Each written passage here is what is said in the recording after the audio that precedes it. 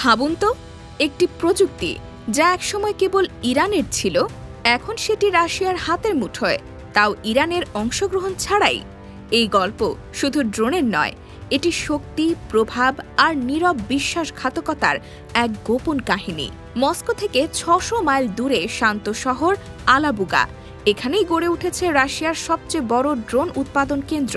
প্রতিদিন এখানে তৈরি হচ্ছে হাজার হাজার শাহেদ 136 আক্রমণাত্মক ড্রোন, যা রাশিয়ান সেনারা এখন ডাকে জিরান নামে।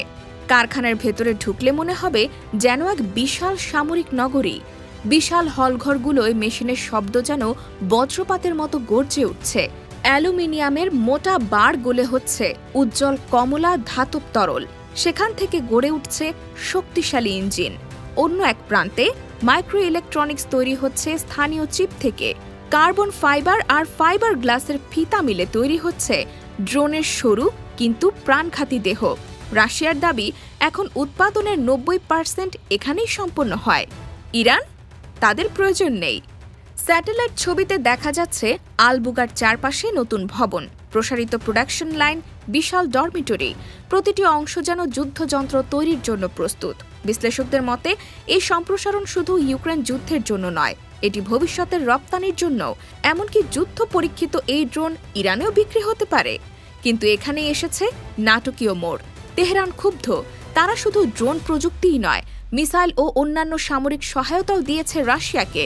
কিন্তু জুন মাসে যখন ইসরায়েল ১২ দিন ধরে ইরানের পারমাণবিক কর্মসূচি ও গুরুত্বপূর্ণ সামরিক স্থাপনায় বোমা বর্ষণ করল, রাশিয়ার সমর্থন ছিল কেবল ঠান্ডা কিছু নিন্দাবার্তায়, কোনো কার্যকর পদক্ষেপ নয়। ইরানের কাছে এটি ছিল অবহেলার চরম উদাহরণ। তাদের প্রত্যাশা ছিল মিত্র রাশিয়া অন্তত কিছু দৃঢ় পদক্ষেপ নেবে, অস্ত্র পাঠাবে, গোয়েন্দা তথ্য দেবে কিংবা প্রযুক্তিগত সহায়তা বাড়াবে। কিন্তু রাশিয়া তা করল না। এদিকে মস্কো নীরবে নিজের মতো করে ড্রোন উন্নত করেছে। নতুন সংস্করণে এসেছে উন্নত যোগাযোগ ব্যবস্থা, দীর্ঘস্থায়ী ব্যাটারি, অনেক বড় ওয়্যারহেড। ফলাফল, ড্রোন আরও প্রাণঘাতী, আরও ধ্বংসাত্মক, আর আকাশে নামানো আরও কঠিন। পশ্চিমা গোয়েন্দা সূত্র বলছে, এই পরিবর্তন ইরানকে হতবাক করেছে, কারণ এতে চূড়ান্ত পণ্যের ওপর ইরানের নিয়ন্ত্রণ প্রায় শেষ হয়ে গেছে। রাশিয়ার লক্ষ্য স্পষ্ট, তেহরানকে পাশ কাটিয়ে সম্পূর্ণ স্বাধীনভাবে ড্রোন তৈরি করা, যাতে ভবিষ্যতে কোনো আলোচনার প্রয়োজন না হয়।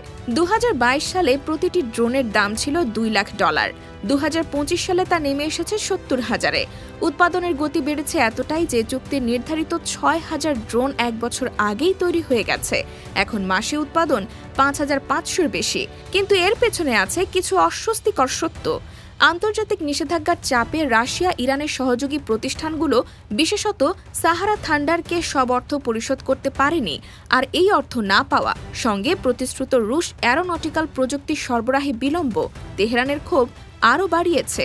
তবুও সব সম্পর্ক কি ভেঙে যাবে? হয়তো না। যুদ্ধবিরতির পর ইরান এখন ব্যস্ত পুনর্গঠনে।